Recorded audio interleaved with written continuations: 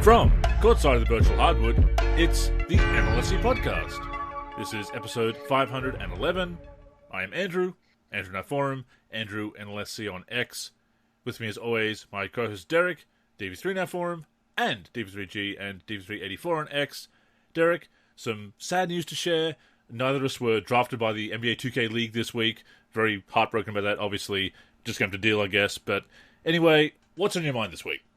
Heck of a Woj bomb, though. He announced on X the first pick in the 2K League draft, and the people in the comments were kind of poking fun at him for it. Not exactly happy that they received an alert related to the 2K League draft, because a lot of people for Woj, they have their notifications on.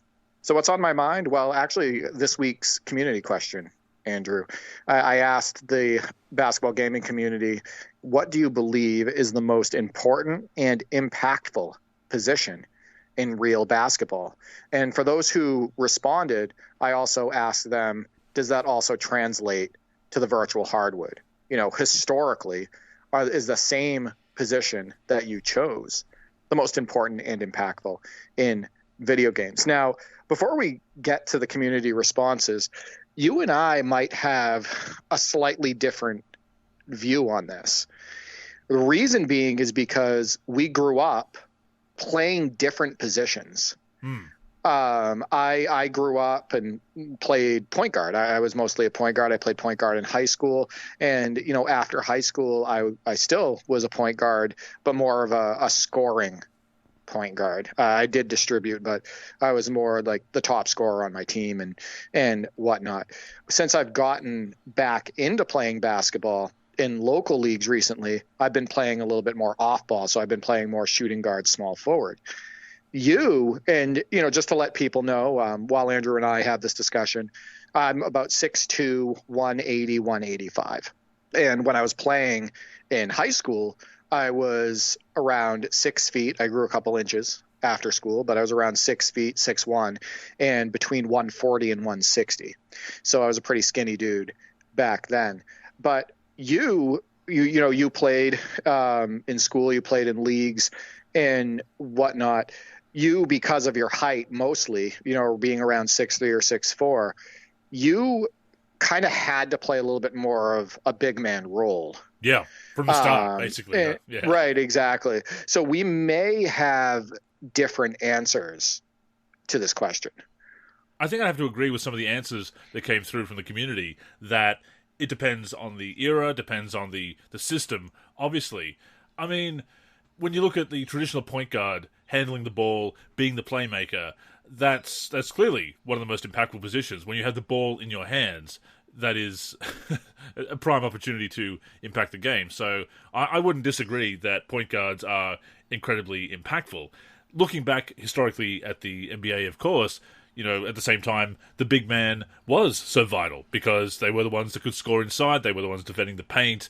They were the ones with the biggest natural advantage, basically, as far as height, something that you couldn't teach or a skill that you could work on. So it's kind of at both ends of the scale, really. So question, based on what you just said. If you were a captain in a local league and the draft, it was a draft league. Sure. Now, let's say you were not playing, but you were captaining the team. So basically you were coaching the team. What position do you draft first? Honestly, the best player. If I know somebody is simply the best basketball player. Andrew refuses to pull a Sam Bowie. Yeah. He refuses to draft based on size or position as opposed to choosing the best player. Is that correct? Pretty much, yeah. I mean, we've seen through the years, what was the conventional wisdom back in the day? A wing player, a big scoring wing player, a high scoring wing player is not going to bring you a championship. Well, Michael Jordan and Kobe Bryant have 11 titles between them. And yes, I know that 3 of Kobe's titles came with one of the best big men ever, obviously. And Pau Gasol is no slouch either in the second of the back-to-back titles in 2009 and 2010. But still, Kobe being the focal point and being such a big part of the first three-peat as well. The idea that there's just one way to win in the NBA is erroneous. I mean, you can't forget about people like John Havlicek or Rick Barry, too, right? Wings. Yeah. that Isaiah were Thomas, Joe alphas. Dumas, that court, Right. yeah. So, right. Yeah. So like, I agree with that. Now, let's say you're doing that same draft, Andrew, and there's no clear best. Like there's, a few great big guys. There's, a few really good point guards, etc. Again, think about it more of as an even playing field in the draft. Who do you choose? What position? If I can't tell who's the best, there's no clear-cut best player. Right. Then I might pull a Blazers in 1984. I might lean towards height, because that is, again, a natural advantage that you can't teach. But at the same time, you need somebody who can create. So it's tough. But I might. I know I'm putting you on the spot here. I know. We didn't rehearse this, people. I'm putting Andrew on the spot. Yeah. It's but it is a tough question. I mean, I could think about this for a week, and I could go both ways on it, because again, having that savvy playmaker, that savvy guard who can make things happen is important. But again, height is such a natural advantage, and if everyone's kind of around the same skill level, it could go either way. But you know what? I might lean towards my fellow big men. I say big men. I mean, at 6'3", 6'3.5", I'm actually closer to a guard size anyway in actual professional basketball. But as far as what I played growing up, I will lean towards your power forwards and your centers and go for the big man, simply because, again, height is such a natural advantage. So I'm going to answer this question, and so if I was put in the same situation, I am going for the really good big, because like you stated, size can't be taught, right? Like the size is so important. And if you have a point guard who is available in the second, third, or fourth rounds, who may not be a great scorer, but can get the ball up and down the floor and make that initial pass to the wing, and make good passes to your dominant big guy, then I think that's a win-win, right? As opposed to taking a point guard first, having that, point guard possibly be a scoring point guard, but also required to make everybody else happy. And then you get a subpar big who's probably not going to be doing well on the defensive end either, right? So I think that in that situation where there is no clear best player in the league, I go big first, and then possibly scoring wing second, or two-way wing second, and then point guard third. Because I think that there's a lot of players that can do the basics of point guard duty that allow the team to get into the offense that will feed that wing and that big. Right? Absolutely, yeah. And make them the primary scorers. And that's coming from somebody like me who, like I said, I've been a point guard the majority of my life, and then just more recently playing more out on the wing. But, we're talking about big guys, Andrew. So this is kind of off the top of my head. So if I leave anybody out, don't, come at me. Talking to the community there, there might be a name missed here, so this is just kind of off the top of my head. You can never mention every single example. Yeah, you forgot about right, exactly. You forgot about him. It's yeah, I did, because it's a long list. Yeah, so, right, exactly. Yeah. So this list basically is centers that were either the best player on their team, the most important player on the team, or at least an alpha on their team.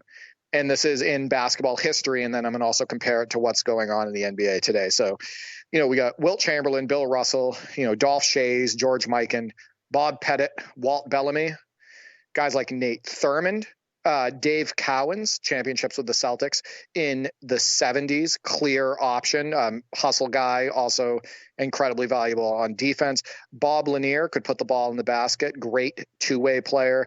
Elvin Hayes, Bob McAdoo. People sometimes, the younger crowd think of Bob McAdoo in the, with the Lakers in the 80s, but in the 70s, he averaged 34 points per game and was an MVP. Right? Or worse of all, they don't think of him at all. Or they don't think of him at all. That's the majority, actually. But one of the best scoring bigs, actually, when he was in his prime and young prime in NBA history. Artis Gilmore, Willis Reed, Bill Walton, obviously the championship in 1977. Stunning the 76ers that year, who were favored. Obviously Kareem and Moses and Hakeem Olajuwon and David Robinson and Brad Daugherty, Patrick Ewing, Shaq, Alonzo Mourning, Dikembe Mutombo, Yao Ming, who, when Tracy McGrady got there, kind of was, more of a second option as a scorer, but he was still considered an alpha. They got to the second round with him. Remember, T-Mac was out that year, and they got to the second round with Yao leading the way. Exactly. And I know you're not a big fan of him, but Ben Wallace, you can't get past his defensive player of the year, key part of the 2004 stunning of the Lakers, that championship team of the Pistons, Dwight Howard, et cetera. So, if you look at the history of dominant bigs and alpha bigs and super impactful bigs, the list is pretty damn long. And that can't be discounted in this conversation. In today's NBA, it's not quite like it used to be, Andrew. We have Embiid and we have Jokic. And then from there, it's kind of just, I don't know, Adebayo? Young, up and coming. Yeah. Or maybe all-star caliber or slightly lower. You got Bam Adebayo and Miles Turner. And then you got Vucevic in Chicago, and whatnot. But really, really very few traditional bigs, and then very few great bigs in today's NBA. Yeah, there's Karl Anthony Towns out there and whatnot. And then for the young guys, it's like Wemby and Chet Holmgren, but a lot of times they're on the perimeter, right? And so sometimes they're playing as wings. At least the games that I've watched Chet play, he's definitely more on the wing and whatnot. But he's been impressive this season. He's actually better than I thought he was going to be in his quote unquote rookie year. But the center position has changed in the NBA quite a bit. But it's like I said, if I'm playing in a local league, I think I go for the big first. And if I'm playing in the now NBA, I honestly might still go that route. I hate to say it. Maybe I'm an old head, right? Maybe I'm too traditional, but I may still go for that two-way big who can dominate games. Go for that scoring wing, which we'll get into. Rock at Jeff Cortina's response, which I thought was really impressive and kind of unique to this question, because almost everybody brings up point guard and center in this debate, right? Yeah. But he went with wing, which makes sense. And we'll get to that in a few, but I may still go for, the really good big, the excellent two-way wing player, and then a super serviceable point guard. Well, you bring up Wemby, and of course, yes, he does have that different skill set to a traditional big, although he does still have those traditional big man skills as well. But one of the big selling points for him is that he has that skill set in such a big frame, right, or a tall such height. He has that skill set and that height. So people still value being a tall, long player in basketball. Oh, no, 100%. I mean, you got to look at some of the guys that have been leading their teams to titles. And I talked about this on a previous NLSC podcast, right? Who was it last year? Who was the best player on Denver? Jokic, right? 7-footer. When Milwaukee won the title, who was their best player? Giannis. What was one of the biggest reasons they won? That interior defense and length between Giannis and Lopez, right? And then, you go to the Lakers bubble championship, whether you believe it's real or not, Andrew, whether you believe it should count. You had Anthony Davis and the size of LeBron. And then you also had Dwight Howard on that team. Exactly, and that team won. A lot of it was because of their size and whatnot. So even just recently in the NBA, length and size is king. And I think that one of the reasons why the Celtics and Minnesota are two of the top teams in the NBA right now is because of all of that size and length that they have and how versatile it makes them on defense and how it helps them protect the rim and whatnot. And then if you translate it to video games, I was going to say, you love fantasy drafts. You use fantasy drafts a little bit more than I do. What is your preference when you have a fantasy draft? Are you just going to pick MJ if you're doing a Legends draft, or are you going to mix it up with like a big man or a great point guard or whatever?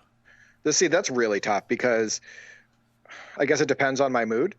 So I have a season on NBA 2K19 and all-time fantasy draft with my brother Nick, and I am locked on Shaq the whole season, and I am having an absolute blast. He's using the rest of the players. We have T-Mac on that team as well, but I'm using Shaq the whole game, every game. We're about 50 games into that season. I love blocking shots. I love boxing out, getting rebounds, doing that initial outlet to start the break. I love, switching it up with my post moves, going baseline, going to the center of the court, drop stepping, half hooks, and then getting the ball. One of my favorite things to do. This is why I love players like Sean Kemp and, Blake Griffin when he was young and in his prime and whatnot. And, Charles Barkley, it's, getting the ball at that like elbow area, or at least like 15 feet from the hoop, facing my guy up and, juking him one way or the other, jab stepping, and then getting in the lane and throwing it down or making an acrobatic move. So I do love locking on big guys, but traditionally I usually go for the wing scorer first, a Kobe Bryant or a Clyde Drexler or a Vince Carter, etc., or Allen Iverson, where I'll be more of a scoring point guard or I'll play off the ball with Iverson, right?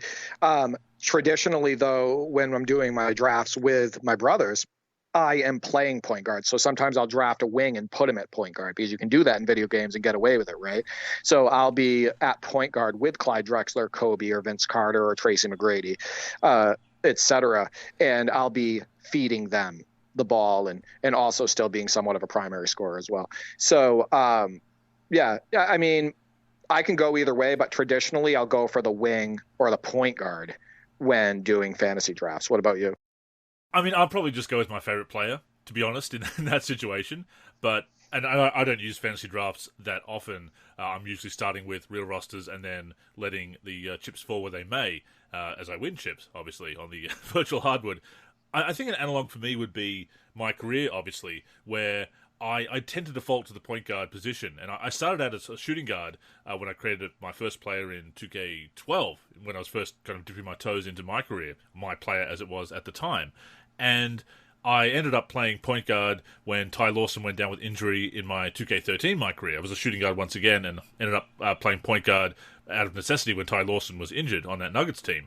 Found I really enjoyed playing point guard as a player-locked gameplay, so I've just been a point guard ever since. And I did try playing as a center. I created a second build in 2K20, and I created that center more like my style of play, that inside scorer with a bit of shooting, rebounding, etc., bit of ball handling, bit of passing as I was, and that was fun. I found I got a lot more games online. Everybody wants to create a guard online and play as a guard, and usually a volume 3-point shooter when you look at the builds people favor in the rec. But yeah, I usually go to point guard when I have to lock on a player. I do want to say this. Let's talk about guard play. Growing up being a point guard and being a wing scorer also from that point guard position, and just being a scorer from that point guard position in general. In video games, I want the ability to pull off sweet moves, Andrew, on the perimeter.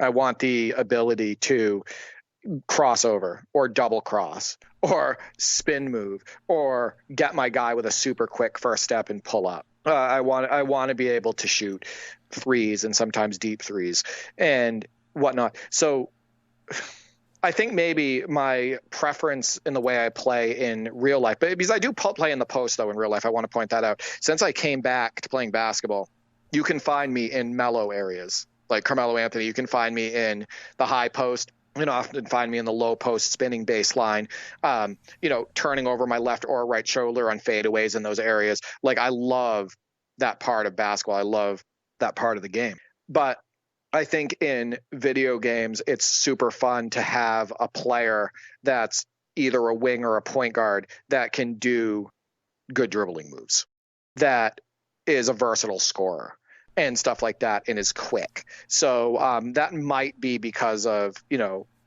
my play style. I'm not 100% sure. I do want to point something out too.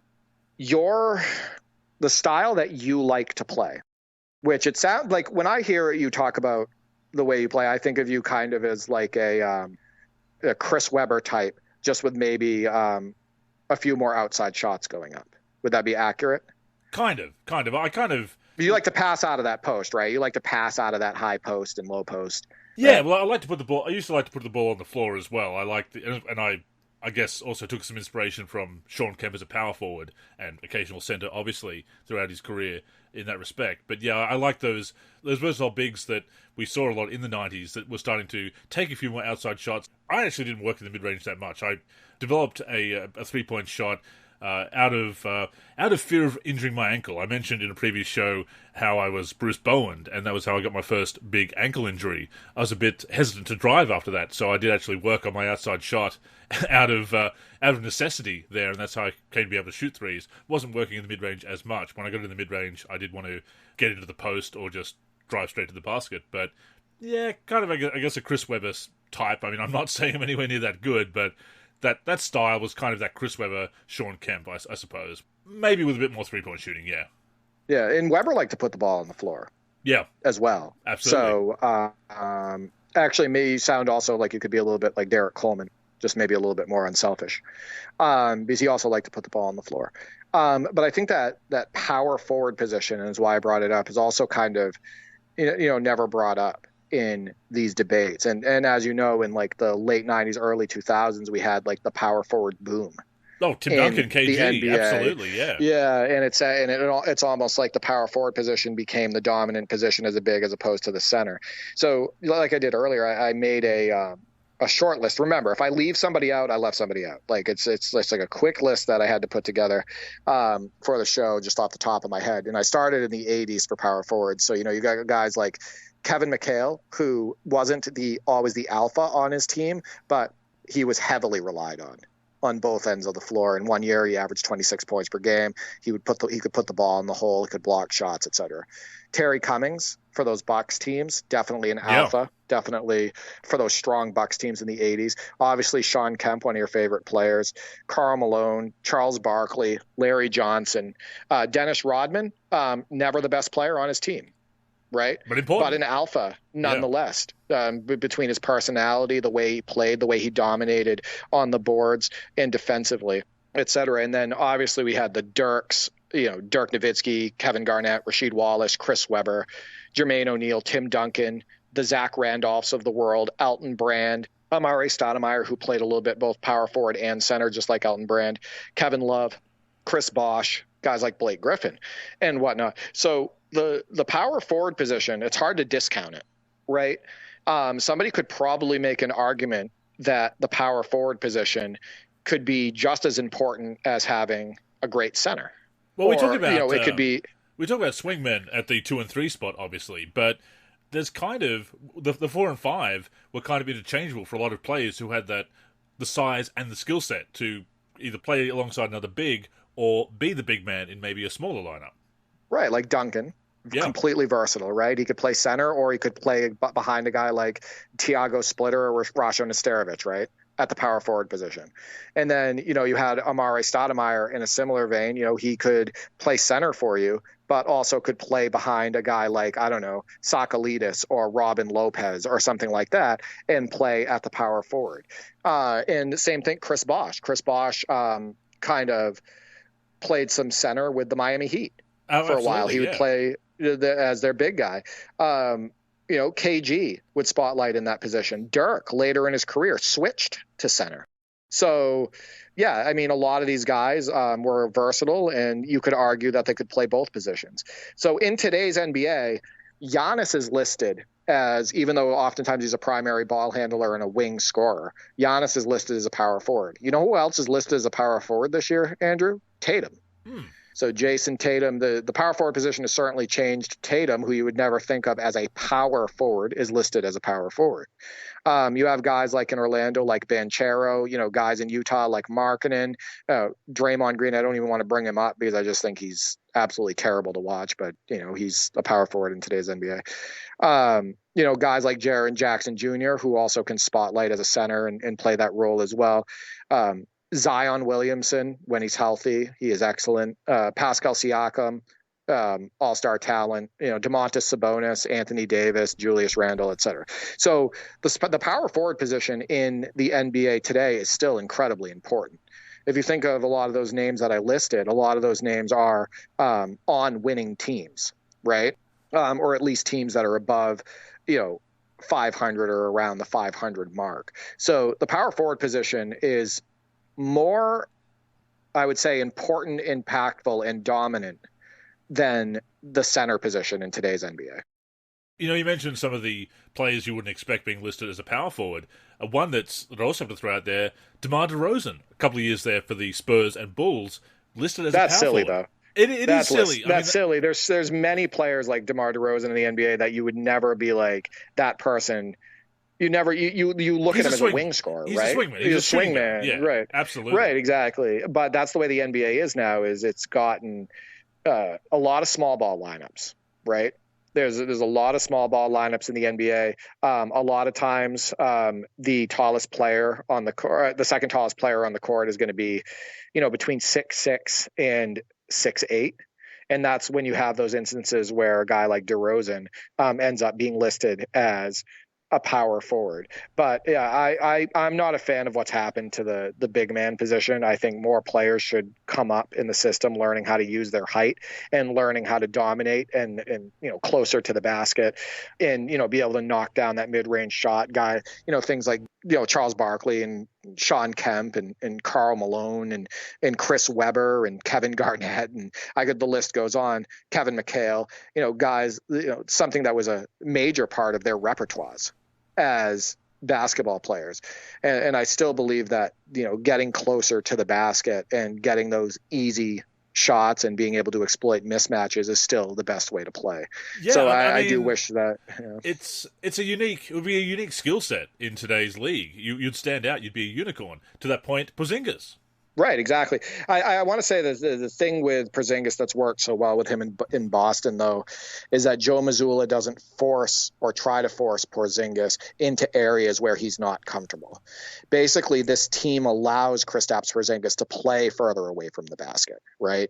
This team, because of Tatum and Brown needing that space on drives, they don't want to clutter up the paint or the post, when they have guys like Tatum and Brown and slashers like Holiday and whatnot. So I think this is the perfect situation for Porzingis, and probably the happiest he's ever been in his career, because he can play Mazzulla ball to a T. He'll be used, more beyond the 3-point line.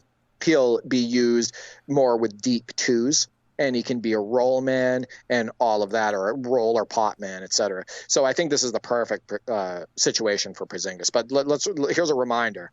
Kristaps Porzingis doesn't play like a big man at all, but he is 7'3", I believe. That is one tall guy. Yeah. And again, you can't teach height. Before we go on, a reminder that the NLSC podcast comes out every week on the NLSC, NBA-live.com, as well as our YouTube channel. We're also on Spotify, Apple Podcasts, and other podcast apps. If you're listening on any of those apps, we'd greatly appreciate a review. To keep up with the show and everything we're doing with basketball gaming in general, connect with us on social media. On Twitter and Facebook, we are the NLSC. We also have an Instagram, NLSC Basketball, and on YouTube, we're youtube.com/NBA Live Series Center. Once again, visit us at nba-live.com, where in addition to the podcast, you'll also find all of our original content, as well as our forum and modding community.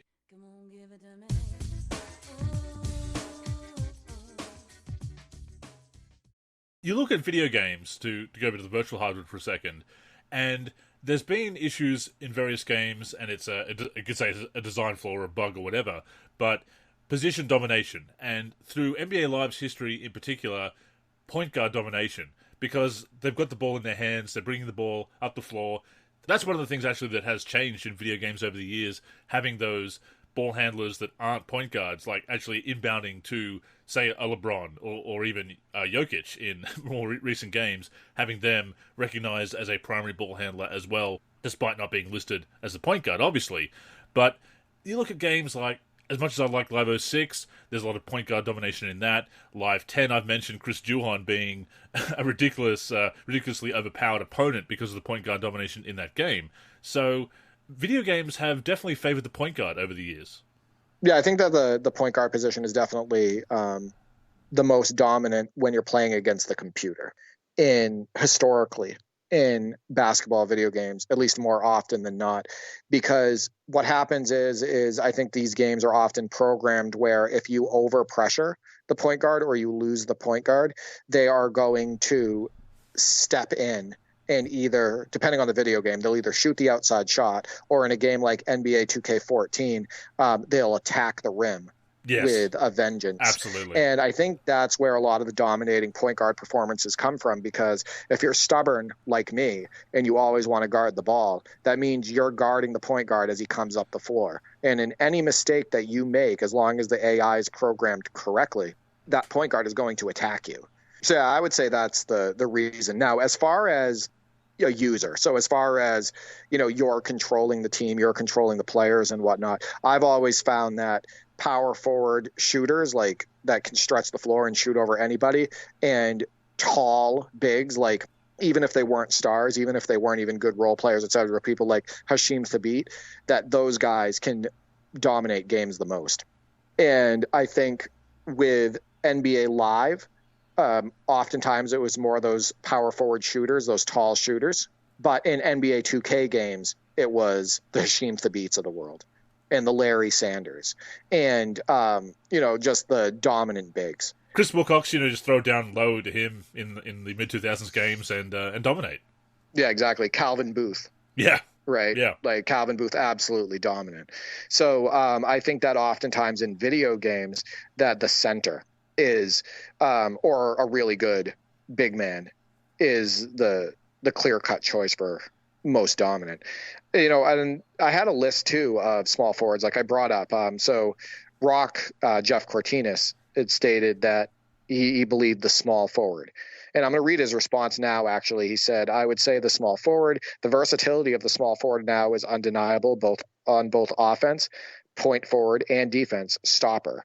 In the past, it was the point guard, as the offense must have to run through their facilitation on offense. Yet on defense, the most important was the center. So he says, to answer more clearly, today, small forward, in the past, point guard. And then I asked him, I said, in basketball video games, historically, would you say that a wing scorer is the most important or a different role position? And he said, wing is most important, but the role is not as a scorer, but as a two-way facilitator. So I like that answer. I like how deep in thought he was over the question and whatnot. But I wanted to go, Andrew, over small forwards now. That, again, just kind of like off the top of my head, I may have left a couple names out and whatnot. And I'm not just going over small forwards. I'm going over wings. So small forwards or shooting guards. Swingmen, yeah. Swingmen, right. That like either have been an alpha or have been the most impactful or just super important for their teams and whatnot. So you got guys like Elgin Baylor, Rick Barry, John Havlicek, Julius Erving, Larry Bird, George Gervin, Mark Aguirre, Alex English, who, led the entire 80s in total points. You're an alpha. Yeah. If you're doing that. Obviously Michael Jordan, James Worthy, the Magic talked about the importance of James Worthy. Kareem did at one time as well. Oftentimes James Worthy was the go-to guy, right? Super clutch performer in the playoffs as well. You can't discount what he was able to do from that position. Clyde Drexler, second best shooting guard during the MJ era. Scottie Pippen, Joe Dumars, Dominique Wilkins, Grant Hill, Reggie Miller, Mitch Richmond. Then you got the Kobes of the world. So Kobe Bryant, Tracy McGrady, Vince Carter, LeBron, Wade, Ray Allen, Pierce. And just remember, when I say Ray Allen, for the younger crowd, make sure you understand what he was for Milwaukee and Seattle. He was their dude. He was their alpha. And Pierce, he came up pretty big in the 2013 finals as well, did Ray Allen? Just on one particular play. I'll just put that out there. Yeah. Oh, no, 100%. Also, just to point out with Pierce, even when the big three got together in Boston, I think it was KG that said that Pierce is still the guy on this team. And obviously his scoring average dipped in 07, 08 when that team got together, but he was super impressive and clutch in the 2008 playoffs. So in today's NBA, what do we got for shooting guards, small forwards? We got, Anthony Edwards. We got Kevin Durant, who also spotlights and moonlights as a power forward. You got guys like on the same team, Devin Booker, who is definitely still an alpha.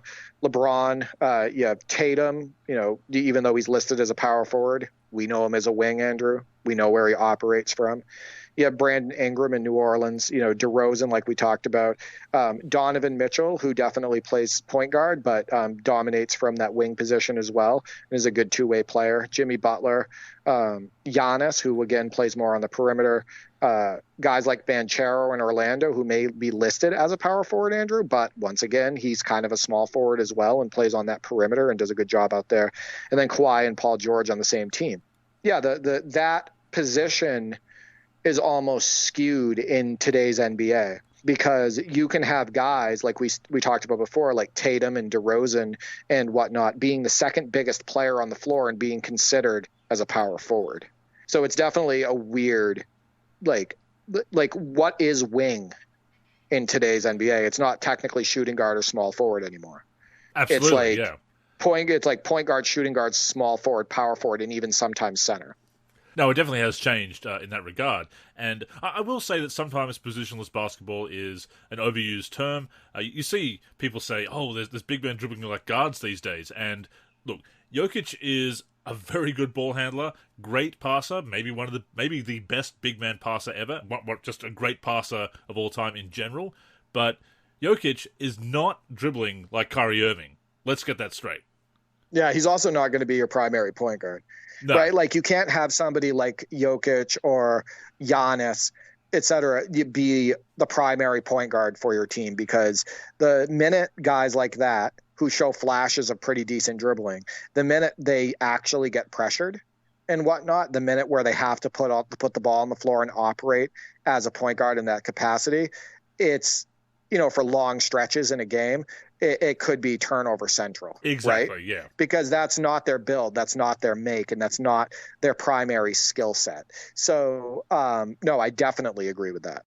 And, of course, big men who could dribble are not a new thing, but maybe they are doing a bit more of it these days. But as you say, once they start getting pressured, being treated like a primary point guard, being pressured by a great perimeter defender, you start seeing those mistakes. But with that being said, Jokic is an incredible player, can put the ball on the floor, obviously, and passing. But we've seen that before as well. Noah, for the Bulls, was kind of that point center for years.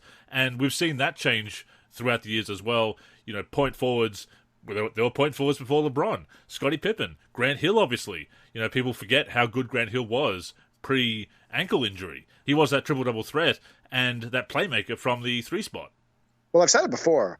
There's certain guys that I love watching in the NBA that take the ball off the board and bring it up themselves. And it looks really good when they do it, right? Like Jokic is one of them. I love when he gets the ball off the board and pushes the ball down the middle of the floor. And instead of outletting it, he becomes the guy pushing it down the middle of the floor and looking off to the wing and looking at his options and maybe either taking it himself or dropping down a pass at the right time or kicking it out to a shooter. Like, I love that. Guys like Bam Adebayo, right?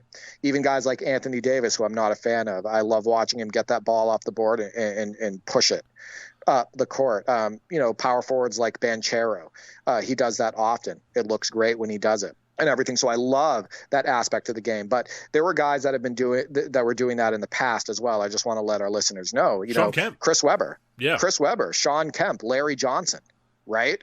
Charles Barkley. There's Charles Barkley, Ralph Sampson at times. You can see there's a lot of bigs from the past. Dirk, right? Duncan would do it every now and then. It looked funny when he did it. KG, yeah. So like that's not a new thing in the NBA either, but I do love watching that. I love seeing, I guess, that's still part of the game. I love seeing that big guys are doing that and trying to step out of their, big man box, I guess you could say. Versatility has always been fun to watch. Players who aren't just pigeonholed in a certain role or position. But to your point, that has been going on for a long time, and yeah, it remains fun to see in today's league as it was in the past. And sometimes you see this a lot. This is my old man gripe for the episode, that every generation thinks that they invented everything, and a lot of stuff is older than we think, and older than our generation, obviously. And this stuff, you go back and look at some footage of the 50s and 60s, you see Bill Russell getting a rebound and running the floor, running the break like a point center. Like, this stuff is old.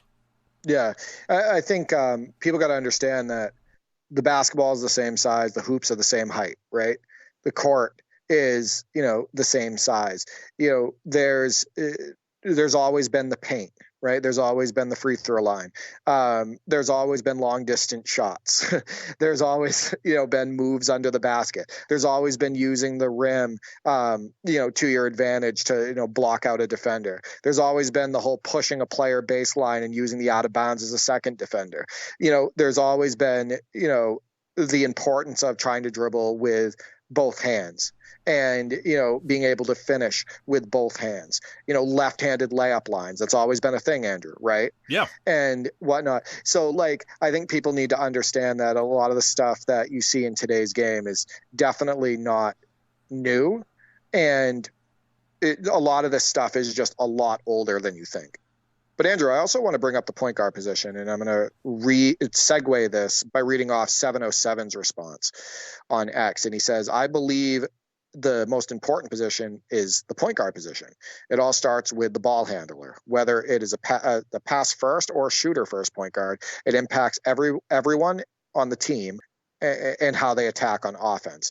Basketball started with putting the ball into a peach basket. Everything else came afterwards. And when I asked him about, do you believe that historically the point guard position is the most important, impactful in basketball video games? He said, well, historically, I think there were no positions yet at the beginning. I'm not sure exactly what he means by that, but he says, but it starts with first player who has the ball.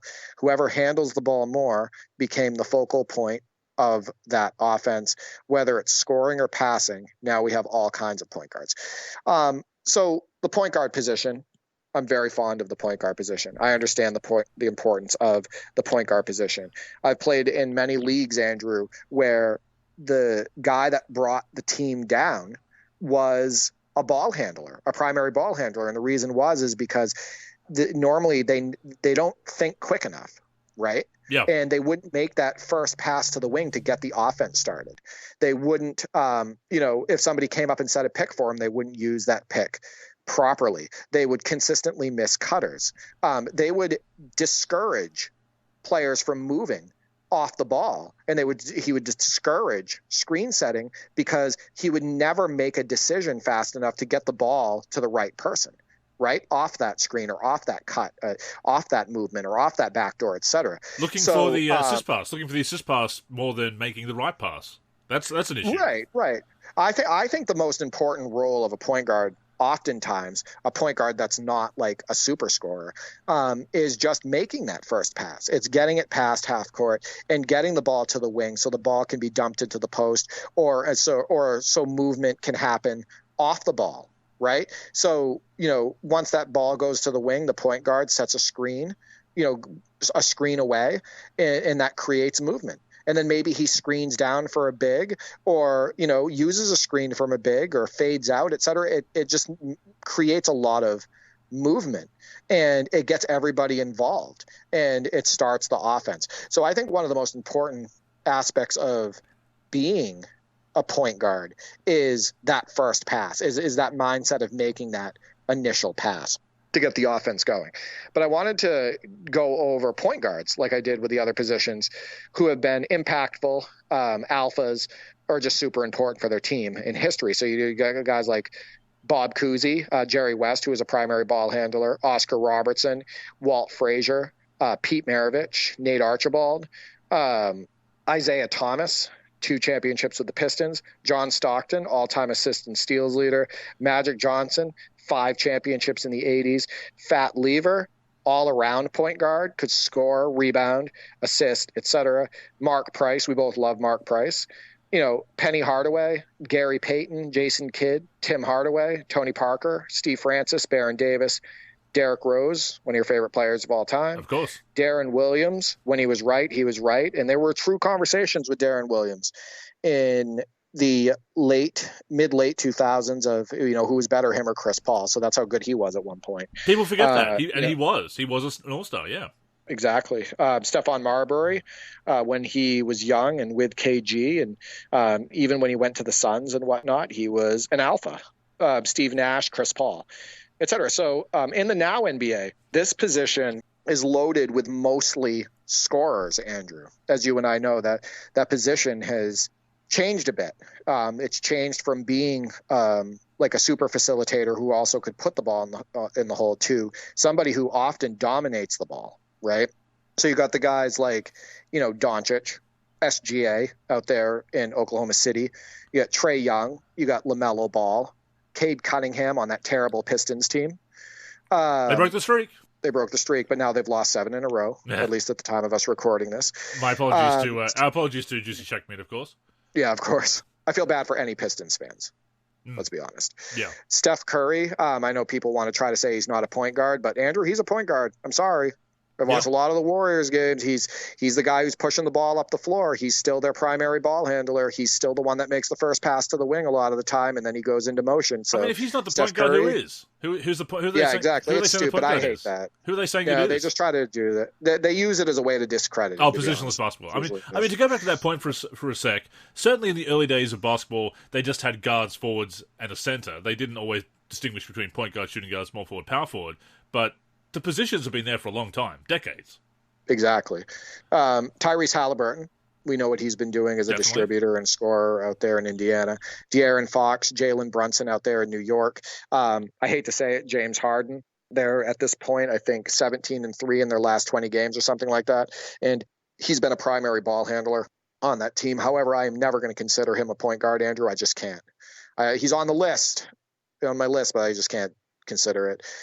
John Morant and guys like Fred VanVleet and whatnot. So the point guard position, if you listen to those names, it really has turned into a pretty much like a ball dominant scoring position.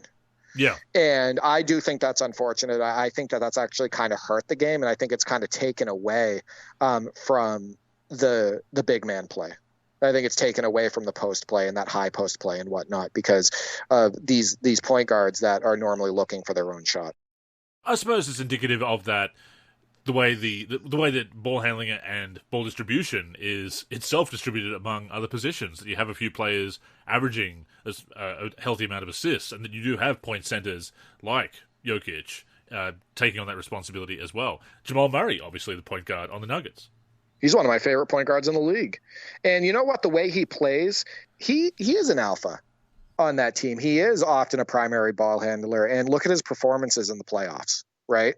For that Nuggets team. I really like Jamal Murray. I think he's one of my favorite players to watch in the NBA. I was just looking at the assist leaders this season, Derek. Halliburton is leading the league with 12.5 a game. Trae Young, 10.9 per game. Jokic, 9.3 per game. Close to a triple-double there with the assists, but 9.3 on the season. Doncic, 9.1. Van Vliet, 8.6. Harden, 8.5. Devin Booker, 7.7. Domantas Sabonis, 7.7. LeBron, 7.6. Cade Cunningham, 7.3. Chris Paul, 7.2, even though he's coming off the bench more these days. Damian Lillard, 6.8. So you can see it start to drop there.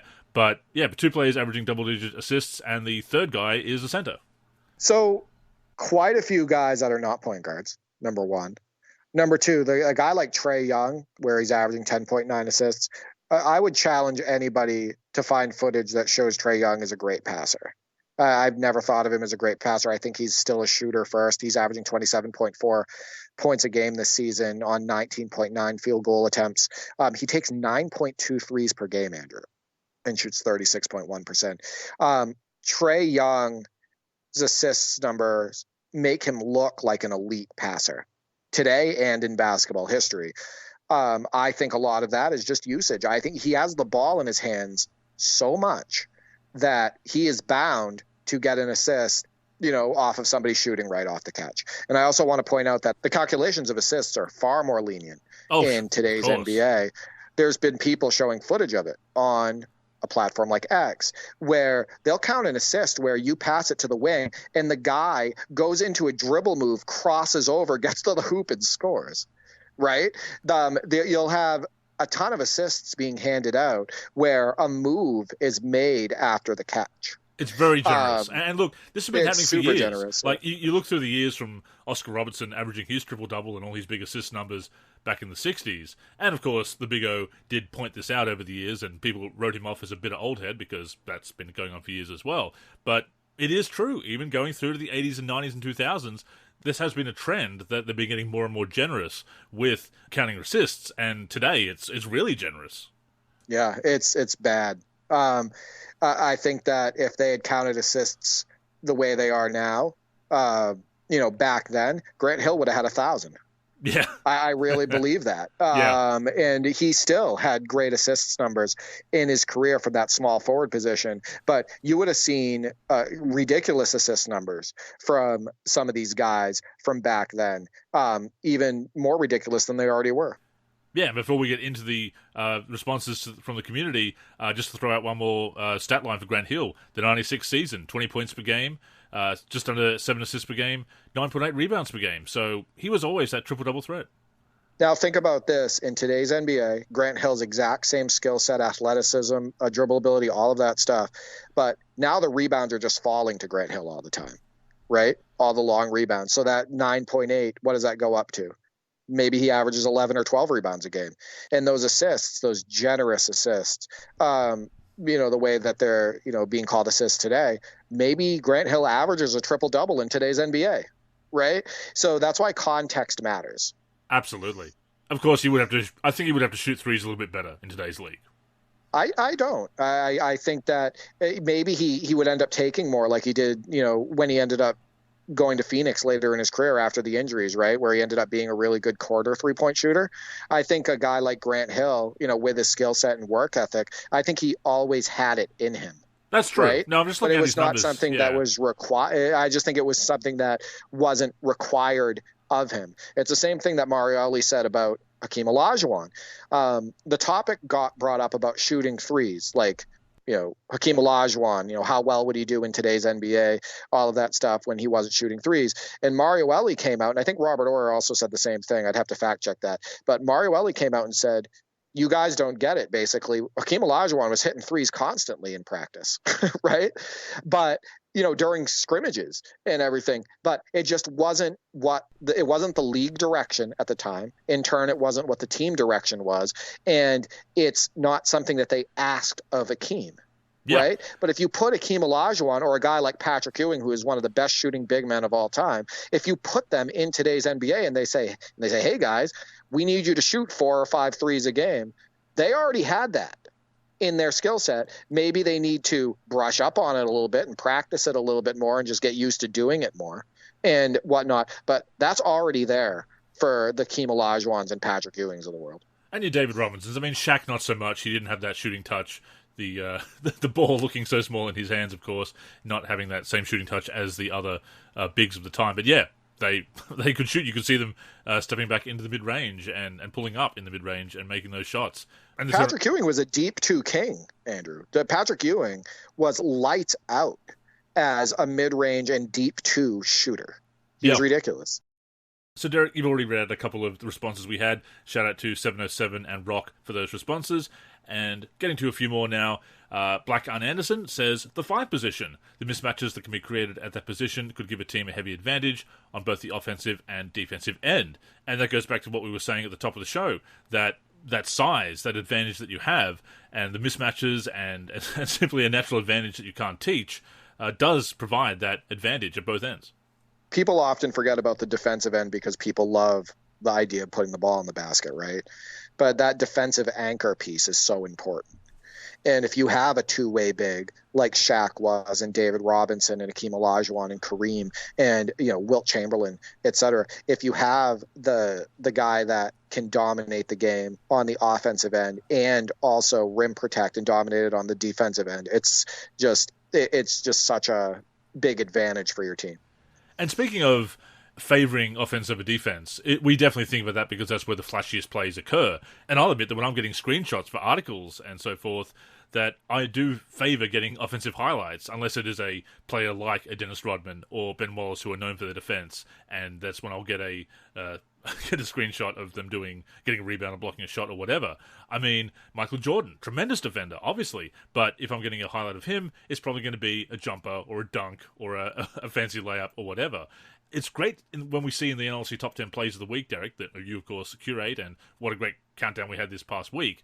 When we do have either a two-way play or just a great defensive play, the one that comes to mind for me, actually, is one that I think it was your play or your brother's play that chase down block with Wilt Chamberlain off the board. That was so spectacular. That was my brother.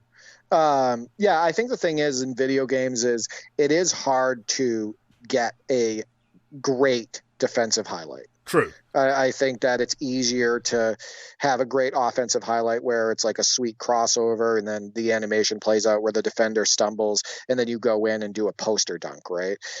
It's not very common in video games where there's an animation package in the game where a swat off the glass looks amazing, right? Or it's very, very hard to trigger. Or you have a game where snatch blocks are too common. Like, what was it, NBA 2K22? Felt like almost half the blocks you got were snatch blocks. Live 19, it was ridiculous. Yeah. Right. And they looked very canned. And I think that the best defensive plays in video games are often plays that don't look canned, right? Or that don't look too common and they look organic. And I think that that's hard to find in video games. Next up we have the Live King, Steve, of course, says, depends on the era, but I will always say a 4 or a 5 because you need to guard the paint. And that also goes back to what we said before, Derek, that we think of the big men and we mentioned the centers, the fives, the pivots. But the power forwards often fill a similar role in that regard. Right. I think the thing is with power forwards is oftentimes they can even be more versatile defensively if they're more mobile, right? Yes. Like if you want to look at an example, let's compare not that we want to throw too many compliments Karl Malone's way, right? Yeah. But if you want to compare, Mark Eaton as a center, as a traditional big back then, who would roam the paint, block 400 shots for you, just an excellent as paint protector. Big Mark Eaton. But imagine Mark Eaton having to, switch out on the perimeter and guard faster power forwards or guards, etc., like Karl Malone did, right?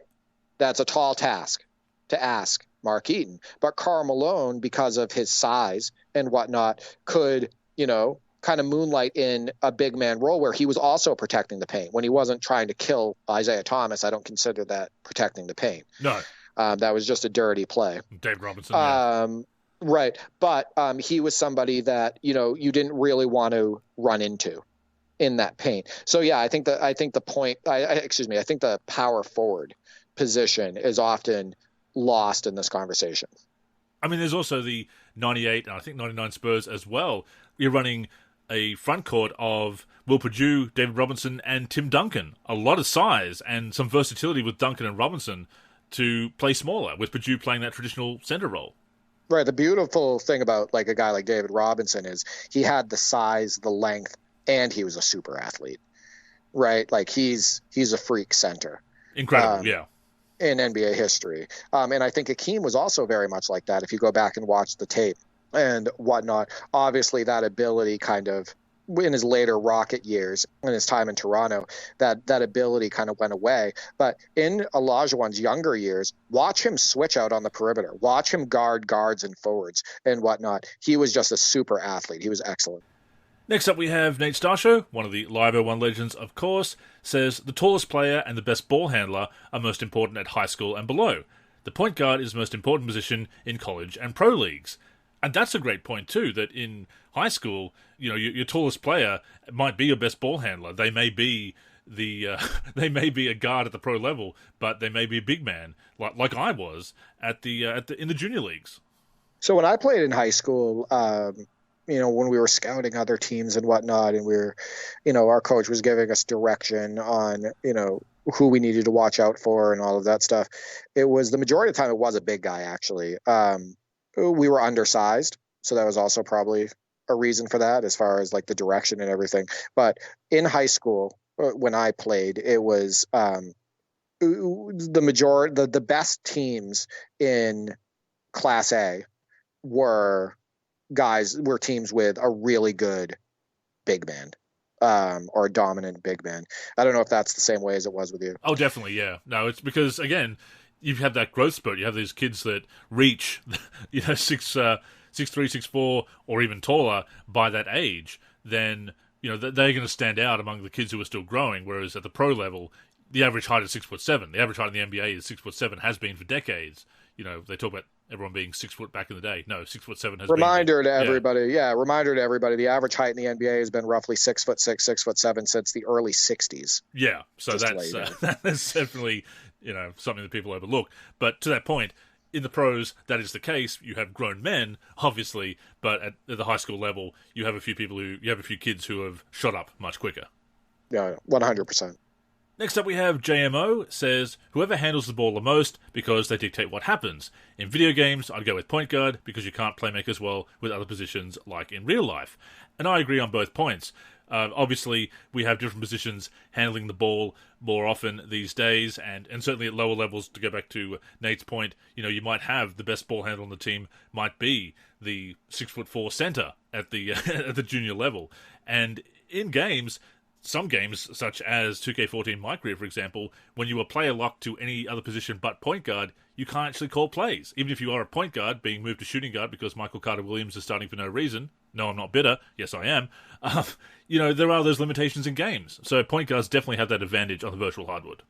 I'll say again, going back to real basketball, a point guard who doesn't make that initial pass to the wing, who takes too long to get the team into their offense, who is mostly only thinking about themselves and how they can put the ball in the hole, that player can just absolutely bring your entire team down. So I can't argue with him. I think that, that point guard, one of the most basic things, like I said, is getting your team into the offense. It's getting the ball up court and getting the ball into someone else's hands, oftentimes, to start the offense, going to screen away. If your point guard is not doing that, the whole system can just suck. So I can't argue with him. And one more response from X before we head over to the NLSC Discord.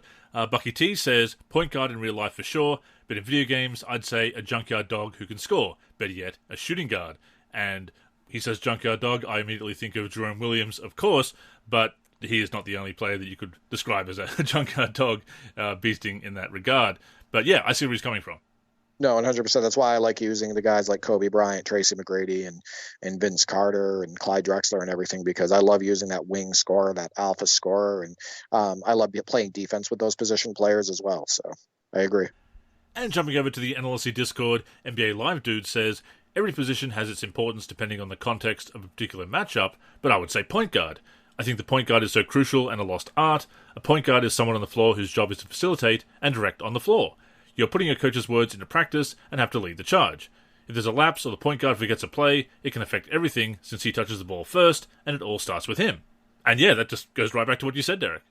Yeah, I agree. And coming from somebody who played the point guard position the majority of his life, it's hard to argue with that. I think when you go back in history and look at teams that probably should have won a title based on the rest of their talent, even a team like the 96-97 Rockets, you'll look at a glaring hole at that point guard position. They had Matt Maloney that year. I was going to say, right? What is this Matt Maloney? What is this Matt Maloney erasure? I like Matt Maloney, by the way, and I think he was a heck of a 3-point shooter. Former Bull, Matt Maloney. But he wasn't a championship point guard, no, right? No. I know that Barkley wanted him as the starting point guard on that team, but in the playoffs, he failed to get the ball to Clyde Drexler as much as Clyde Drexler should have had it.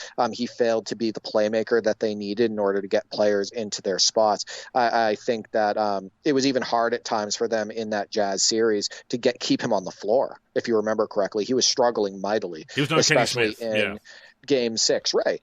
So I think that some of the teams that did underachieve, oftentimes where they had enough talent otherwise where they could have gone further, is because of that point guard position.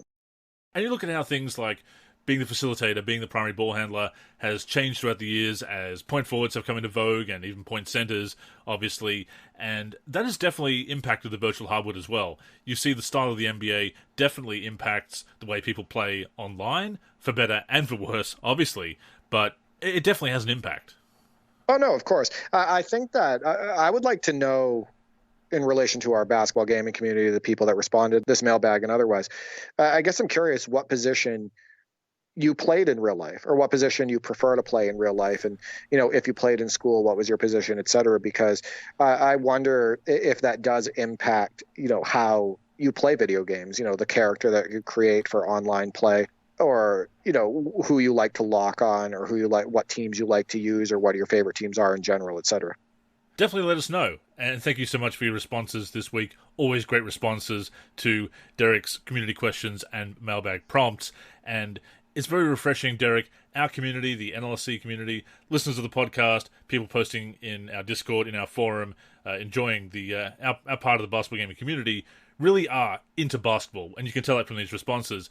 We've talked before about how there seems to be a lot of people online who just treat NBA 2K Online as any other online game. They see basketball as secondary to what is a sim basketball title. But our listeners, we love you because you love basketball as we do. Yeah, it's not just all about basketball video games, right? I think their love for basketball video games came from a love from the sport. Of course. They feed which is each awesome, other, Yeah, I mean, these guys are watching the NBA. They have their favorite players, past and present, and they like to talk hoop. And that's why I love this community. With that being said, that has brought us to the end of this week's show. As always, we thank you for tuning in and invite you to join us again next week, either on the NLSC, m-live.com, our YouTube channel, or your podcast app of choice. In the meantime, please connect with us on social media. That's where you can get in touch with us and, of course, stay up to date with all of our content. So, Derek, go ahead and plug the handles. Yeah, you can find me on X at D for3G and at D for384. I'm also on the NLSC, D for3, and on YouTube, D for3. I am Andrew in the forum and Andrew NLSC on X. The NLSC is on X and Facebook at the NLSC. We're also NLSC Basketball on Instagram and Threads. We are NBA Live Series Center on YouTube. And of course, keep it locked to the NLSC itself, nba-live.com, for everything we do for basketball video games. So, thank you once again for tuning in, and until next time, I'm Andrew. And I'm Derek. Go get buckets, everyone.